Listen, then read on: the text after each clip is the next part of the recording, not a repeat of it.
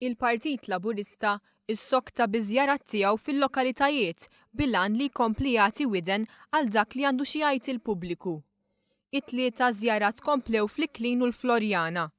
Dawn huma żewġ lokalitajiet li l-Kunsill Lokali tagħhom m'għandux maġġoranza Laburista.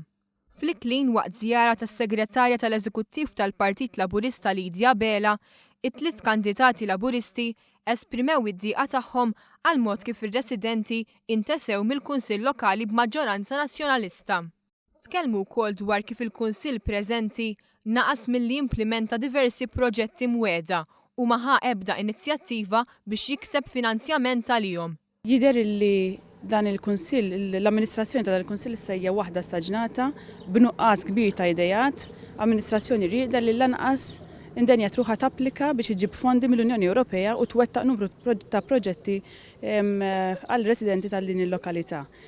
Jekk nagħmlu referenza għal proġett fil-triq San Mikil, dan il-proġett sejlu li jiġi mwiegħed li residenti tal-Iklina dal-aħħar 16 sena u fil-fatt baqa' sal-lum ma sar xejn.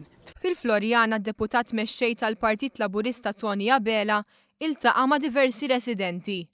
Miegħu kien hemm il-kandidati tal-Partit Laburista li min-naħa tagħhom spjegaw id-diversi proposti li qegħdin jagħmlu.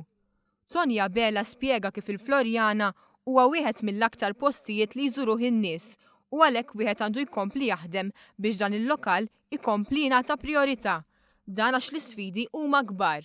Fost oħrajn problema li hemm hija ta' parking hija kbira ħafna. Bini li huwa antik u naħseb hemm bżonn pjan ta' reġenerazzjoni li tassew jagħti ħajja il din il-belt. Min-naħa l-oħra l-Furjana huwa post ukoll ta' ġonna li kif jidher qegħdin jiġu miżmuma tajbin.